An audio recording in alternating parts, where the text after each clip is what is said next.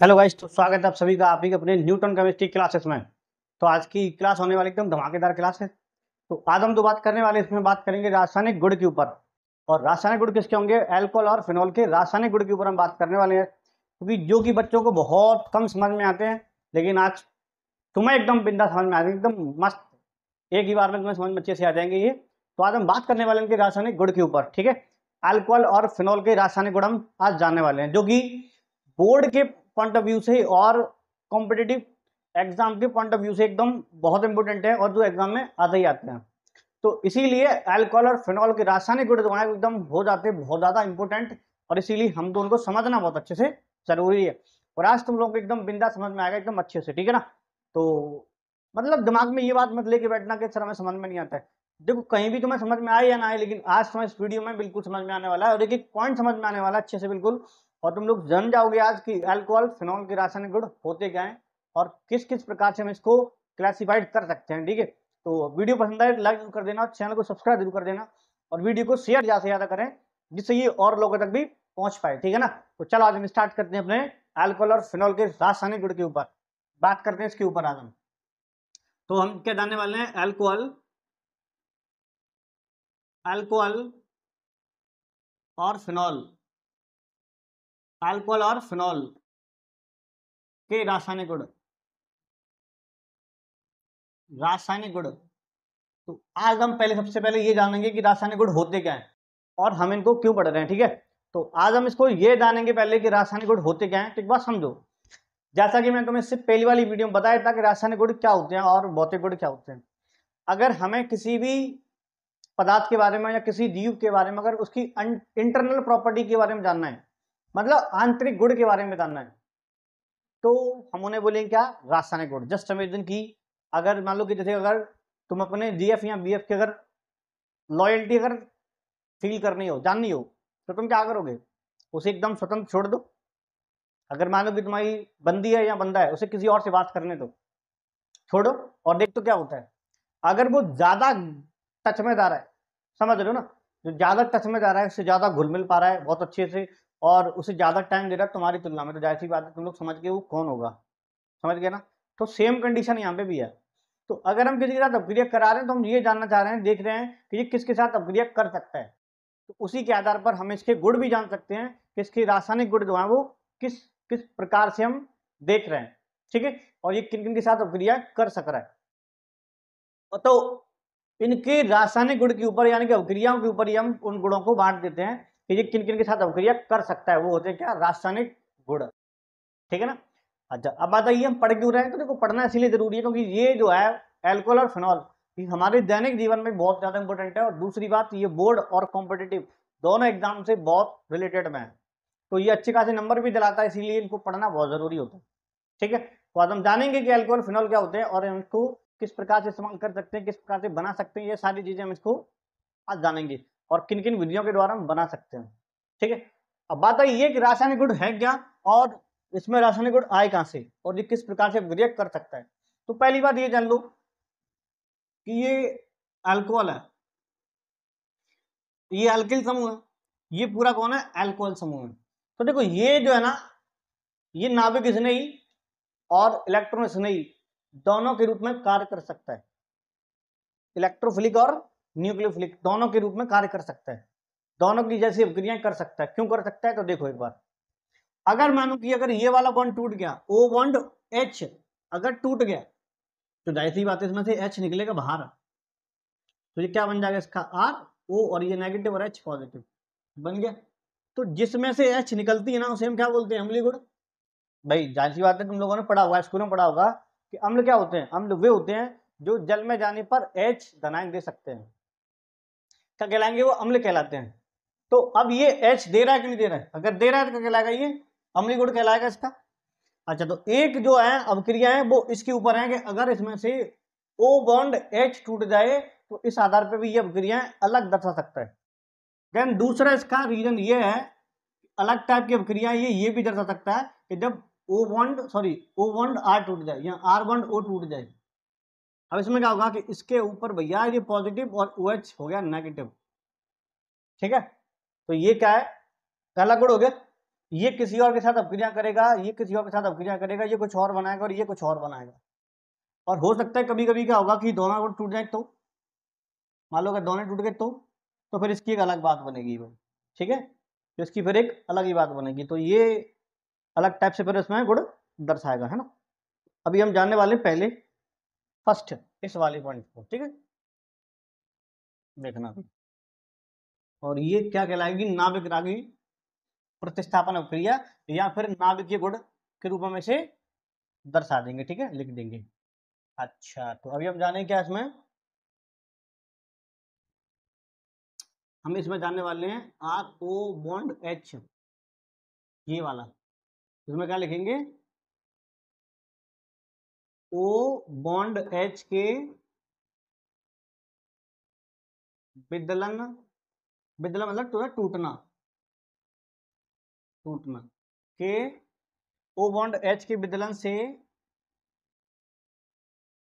होने वाली अभिक्रियाएं, अभिक्रियाएं, क्लियर। तो अब ये बॉन्ड टूटने वाला है, जाहिर सी बात, इसमें कौन से गुण आ जाएंगे, अम्लीय गुण आ जाएंगे। अच्छा, अब अम्लीय गुण हम कैसे मानते हैं, अगर वो कोई अगर अम्ल बनना है ना, तो वो क्षार के साथ अपक्रिया कर सकता है, धातुओं के साथ अपक्रिया कर सकता है। अम्ल है ना, पढ़े होंगे तुमने स्कूल में, तो अम्ल जो थे वो धातुओं के साथ अपक्रिया कर सकते हैं, क्षार के साथ भी अपक्रियाएं कर सकते हैं। तो हम यहाँ पे वही करा के देखने वाले हैं, ठीक है। तो आई होप पहले से नोट करना, फिर मैं से मिटा करके फिर मैं आगे इसमें और लिखने वाला हूँ, ठीक है। चलो मैं इसे मिटा दूंगा ना। तो पहले हम क्या जानेंगे, धातुओं के साथ अपक्रियाएं, धातुओं के साथ अपक्रियाएं हम चेक करने वाले हैं कि धातुओं के साथ अपक्रिया करेगा कि नहीं करेगा। धातुओं के साथ अपक्रिया, देखो हम इसमें क्या लिखेंगे, अल्कोहल, अल्कोहल सक्रिय धातुओं, सक्रिय धातुओं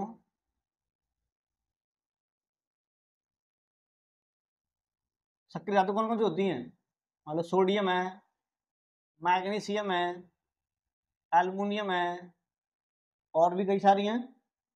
धातुओं के साथ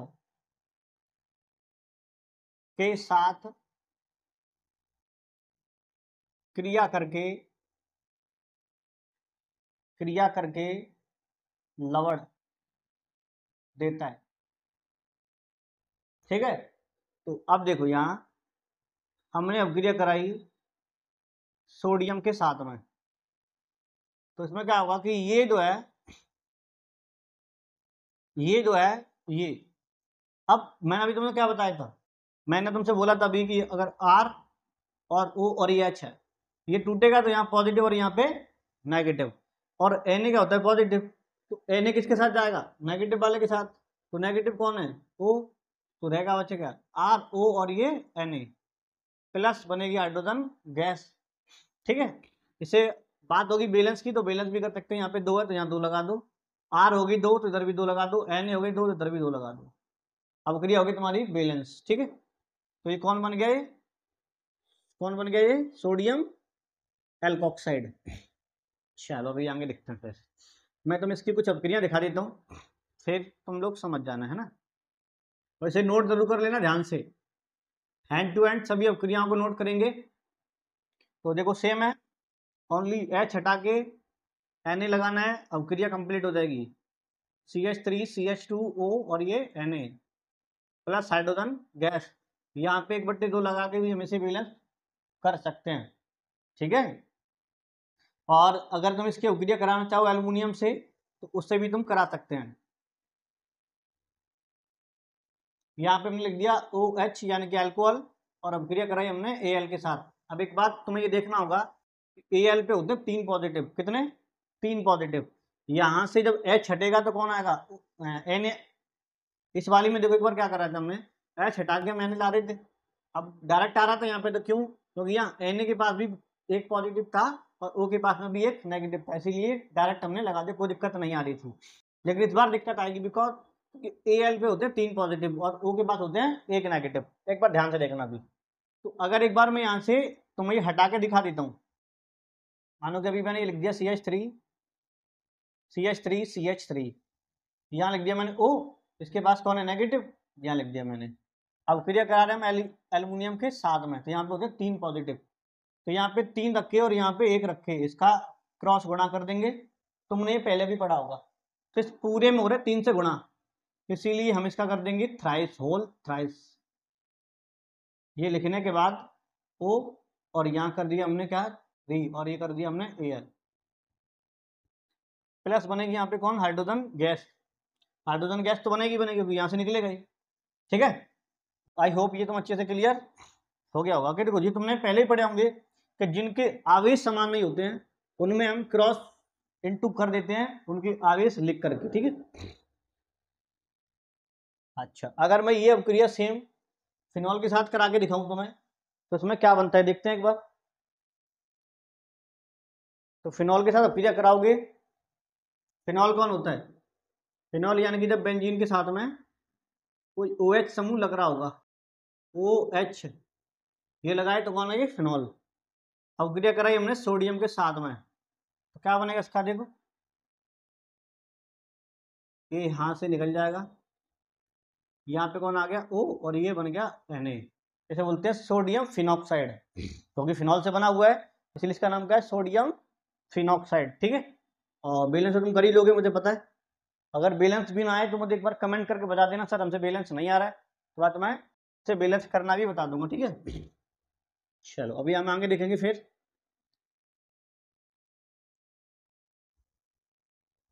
अल्कोहलों की अम्लीय क्षमता, ठीक है, ये इसका दूसरा गुण है, अल्कोहलों की अम्लीय क्षमता। अल्कोहलों की अम्लीय क्षमता, तो देखो अभी मैंने तो बताया था कि अम्ल किसे कहते हैं, जो जितनी ज्यादा H पॉजिटिव आयन दे देगा वो उतना अच्छा अम्ल कहलाएगा, सिंपल सी बात है। अब एक बात नोटिस करके देखना मेरी, कि मानो कि अगर अपने पास ये कार्बन है, यहाँ पे लग रहा है O और H, ठीक है, ये बॉन्ड लग रहा है, यहाँ पे H है, यहाँ पे H और यहाँ पे भी H है। एंड अगला समूह अपने पास ये है कि मानो कि यहाँ पे H, यहाँ पे R लग रहा है, और यहाँ पे H लग रहा है, और यहाँ पे लग रहा है OH।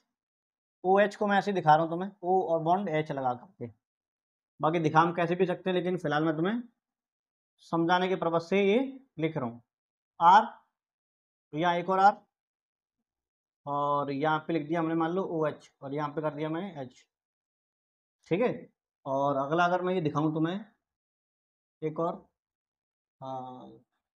CR, एक और R, और यहाँ पे O बॉन्ड H। अब यहाँ तक तुम्हें दिख रहा है कि नहीं दिख रहा है, चलो दिख रहा है, तो यहाँ पे से मैं सही बना देता हूँ पहले R को, है ना। अब एक बात ध्यान से देखो कि यहाँ पे जो है O तो इलेक्ट्रॉन खींचेगा, और इलेक्ट्रॉन खींचेगा तो नेगेटिव चार्ज आएगा, और यहाँ पे आ जाएगा पॉजिटिव चार्ज, यहाँ पॉजिटिव और O के पास नेगेटिव। क्लियर, अच्छा अब यहाँ देखते हैं एक बार। तो इलेक्ट्रॉन तो यहाँ पे भी खींचेगा भाई, ये तो खींचना है, बट इसमें होगा ये कि जो R है ना, वो R इलेक्ट्रॉन को धक्का देने वाला समूह है। R जो है वो इलेक्ट्रॉन खींचने वाला नहीं, इलेक्ट्रॉन को धक्का देने वाला, यानी कि पुश करने वाला है। आप समझना एक बार, तो ये R जो है बॉन्ड के इलेक्ट्रॉनों को उधर धक्का दे रहा है, समझना, ये इस वाले बॉन्ड के इलेक्ट्रॉन को धक्का इधर दे रहा है, और इस वाले को भी इधर ही दे रहा है। तो जैसी बात है कि जब O के पास पहले से इलेक्ट्रॉन पहुंच रहे हैं, तो यहां से अगर वो खींचेगा तो थोड़ी सी कम मात्रा में खींचेगा। H जो है यहां से देर में मुक्त होगी, समझ लो, यहां से जल्दी मुक्त हो जाएगी, बिकॉज इस वाली O को कोई और इलेक्ट्रॉन नहीं दे रहा है, वो अकेला यहीं से खींच रहा है। बट यहाँ पे जो R है वो इसको इलेक्ट्रॉन दे रहा है, पुश कर रहा है, पुश करेगा तो इसे खुश करेगा, वो खुश हो जाएगा, तो यहां से इलेक्ट्रॉन फिर वो कम लेगा, देर में लेगा। अच्छा सेम कंडीशन यहाँ पे भी है, यहाँ पे भी क्या है, यहाँ पे ये इलेक्ट्रॉन खींचेगा ठीक है, लेकिन ये इधर से पुश करेगा, इधर से ये पुश करेगा। यहां से हेल्प करने वाले दो बंदे हैं जिधर हेल्प कर रहे हैं, तो यानी कि ये क्या करेंगे, ऑक्सीजन के ऊपर इलेक्ट्रॉन का घनत्व तो बढ़ा देंगे। जब इलेक्ट्रॉन का घनत्व तो ऑक्सीजन पे पहले से ही बढ़ जाएगा, तो फिर यहां से इलेक्ट्रॉन क्यों खींचेगा, और फिर भी अगर खींचेगा ना तो इसकी तुलना में थोड़े कम ही खींचेगा। और यहाँ तो और भी कम खींचेगा, क्योंकि यहाँ से चारों तरफ से धक्का मिल रहा है। इधर ये से पुश करेगा, ये भी पुश करेगा और ये भी पुश करेगा, यहाँ पुश करेगा तो फिर ये इससे कर देगा। और जब यहाँ से अगर इलेक्ट्रॉन मिल जाएंगे तो यहाँ से फिर क्यों खींचेगा, ठीक है। तो ये चीज है यहाँ पे। तो इसीलिए क्या है इसका, अगर अम्लीय गुण अगर हम देखें सबसे ज्यादा अम्लीय ये होता है, उससे कम अम्लीय, उससे कम अम्लीय, और ये लास्ट में सबसे बेकार अम्लीय ये है, ठीक है। अच्छा, अब एक बार इसे देसी तरीके समझो, देसी तरीके समझो। देसी तरीका ये है कि मान लो कभी ऑक्सीजन है, ठीक है, उसे खाना चाहिए, वो कहीं से भी लेगा। अब उससे मान लो कि वो कहां से ले रहा है, वो ले रहा है किसी गरीब से, छीन के खा रहा है। ऑक्सीजन जो है वो चोट्टा है, वो यहां से इलेक्ट्रॉन खींच रहा है, इससे हाइड्रोजन से खाना छीन के खाना चाह रहा है। यहाँ पे उसकी कोई हेल्प करने वाला है नहीं, यानी कि ऑक्सीजन को कोई और भोजन नहीं दे सकता है, ऑक्सीजन पहले से ही भूखा पड़ा है, इसीलिए वो तो कहीं से खींचेगा भाई, ठीक है। तो यहाँ से एकदम छीन छान के भाग जाएगा वो। अच्छा, यहाँ पे बात आई, तो यहाँ पे आर जो है वो बोल रहा है कि भैया तू इससे इलेक्ट्रॉन मत ले, मैं इलेक्ट्रॉन तुझे दे रहा हूँ, इलेक्ट्रॉन दे रहा है ना, इसे पुश कर रहा है ना, इसे दे रहा हूँ, ठीक है। तो ये इससे फिर क्यों खींचेगा, बात बताओ। जब उसे यहाँ से मिल जाएंगे तो वो नहीं खींचेगा। यहाँ ये बोल रहा है कि मैं थोड़ा सा दे रहा हूँ भाई, और बाकी थोड़ा से ले ले, तो यहाँ से ले लेगा। अब सेम कंडीशन यहाँ पे भी है, यहाँ पे आगे दो बंदे इसकी हेल्प करने के लिए, तो ये दोनों बोल रहे हैं कि भाई हाइड्रोजन से मत खींच इलेक्ट्रॉन, हमसे ले ले। तो ये से थोड़ा थोड़ा दे रहे हैं, तो यहाँ से अगर वो लेगा तो फिर बहुत कम लेगा, और यहाँ से तो और भी ज्यादा कम जरूरत पड़ेगी, बिकॉज यहाँ से तीन तीन लोग हैं ऑक्सीजन को देने के लिए भाई तू ज्यादा भूखा मर रहा है, पहले तू ले ले, ठीक है। तो इसीलिए क्या है, ये अम्लीय गुण यहाँ से है। अब इसे लिखना चाहो तो लिख लेना, देखो मैं बता देता हूँ, मैं इसमें थोड़ा लिख देता हूँ, फिर तुम लोग लिख लेना, है ना। देखना, एल्किल समूह, एल्किल समूह वो कौन होता है, आर। एल्किल समूह ऑक्सीजन पर, ऑक्सीजन पर इलेक्ट्रॉन घनत्व बढ़ाने की क्षमता रखता है, रखता है। इसीलिए, इसीलिए आर की संख्या, संख्या बढ़ने पर अम्लीय क्षमता, यानी कि अम्लीय गुण है ना, अम्लीय गुण, गुण कम कम होता जाता है,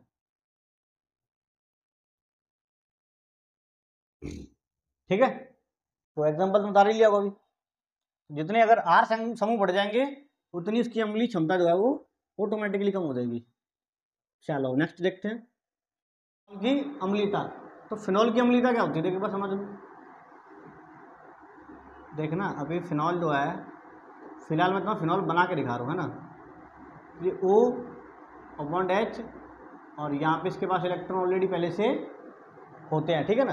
तो अब ये है, अब समझना कि ऑक्सीजन अगर इसको इलेक्ट्रॉन देगा अपने, तो यहाँ पे बॉन्ड बन जाएगा, और यहाँ बॉन्ड बन जाएगा, तो यहाँ पे इलेक्ट्रॉन ये वाले इधर आ जाएंगे, क्यों आ जाएंगे, वही कार्बन के पास फिर बॉन्ड 5 हो जाएंगे। देखो समझना कि अभी ये कार्बन है, इस कार्बन के पास बॉन्ड 4 है ऑलरेडी पहले से, इसने अगर यहाँ इलेक्ट्रॉन दे दी तो 5 ना हो जाएंगे इसके पास, इस वाले के पास में 5 बॉन्ड हो जाएंगे, और 5 बॉन्ड ना हो इसीलिए क्या होगा कि ये इलेक्ट्रॉन यहाँ टूट के यहाँ पर आ जाएंगे, और यहाँ आएंगे वहाँ आ जाएगा नेगेटिव चार्ज, यहाँ पे अगर ये आएगा वहाँ पे क्या आ जाएगा नेगेटिव चार्ज, ठीक है ना। तो नेगेटिव चार्ज हम यहाँ पे इधर देखने वाले हैं।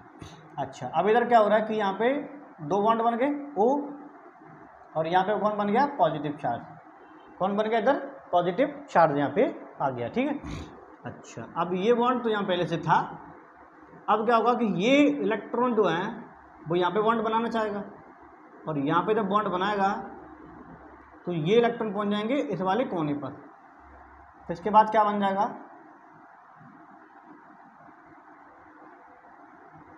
यहाँ बॉन्ड बन गया, ये टूट चुका है, यहाँ पे है पहले से, और यहाँ पे बॉन्ड आ चुका है, डबल बॉन्ड O पॉजिटिव, और यहाँ पे H, ये इलेक्ट्रॉन यहाँ पे बॉन्ड बनाने की कोशिश करेगा और ये जाएगा इधर। तो अब क्या बन जाएगा इसका, देखो तो यहाँ पे है, यहाँ पे और बन चुका है, ये टूट के यहाँ पे आ चुका है, डबल बॉन्ड O पॉजिटिव और ये H, ये बनाने की कोशिश करेगा यहाँ पे और इसीलिए ये पहुँच जाएंगे ऊपर, ठीक है। तो यहाँ पे क्या बन जाएगा, देखो नीचे बनाई दूँ मैं इसे,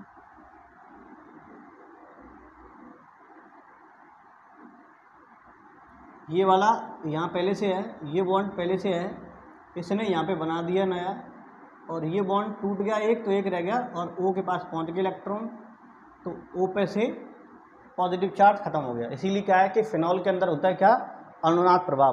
तो अनुनाद प्रभाव होने के कारण फिनॉल जो है वो कम अम्लीय होता है, बट अम्लीय तो होता है, ठीक है। और अम्लीय क्यों है, क्योंकि ऑक्सीजन की वजह से, ठीक है। तो यहाँ पे ये ख़त्म हुआ फिनॉल वाला भी। अच्छा, नेक्स्ट इसमें देखेंगे हम क्या, एस्टरीकरण। हमें इसे बताई दूँ, स्क्रीनशॉट ले लेना इसका। चलो अब देखेंगे हम इसमें क्या, एस्टरीकरण। तो एस्टरीकरण में क्या है, एस्टरीकरण इसमें क्या होता है कि जब अल्कोहल और कार्बोक्सिलिक अम्ल, जब अल्कोहल और कार्बोक्सिलिक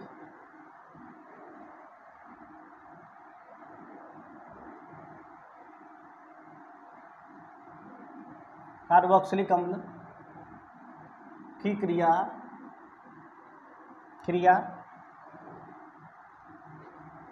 करा दी जाती है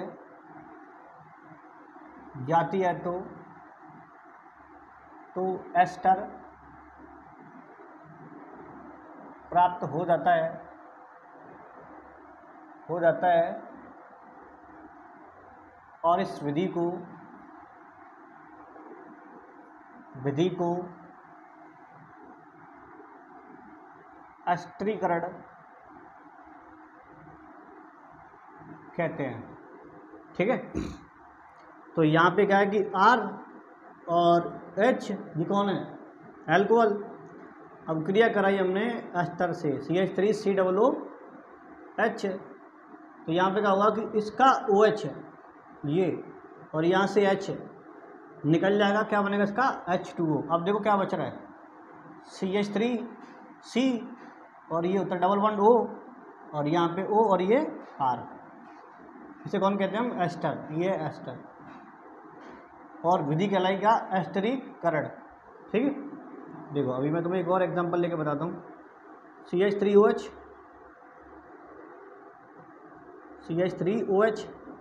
और इसे मैं तुम्हें पलट के दिखा रहा हूँ, है ना। तो यहाँ पे लिख दिया मैंने HOO और ये C और CH3 पलट के दिखा दिया मैंने केवल। इसमें क्या होगा, ये इसके साथ रिएक्शन कर जाएगा, बचेगा क्या, बचेगा ये CH3 और उसके बाद कौन है O, और उसके बाद ये कार्बन के ऊपर होता है O ये वाला, और ये कौन है CH3, बन गया एस्टर। तो ये कौन है, एस्टर। साथ में बने कौन, H2O। तो इस विधि को हम क्या कह रहे हैं, एस्टरीकरण। एस्टर बनता है और इस विधि को हम क्या कहते हैं, एस्टरीकरण।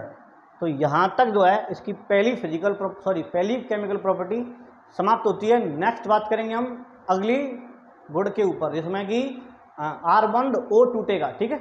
तो आई होप तुम्हें आज की वीडियो बहुत अच्छी समझ में आ गई होगी।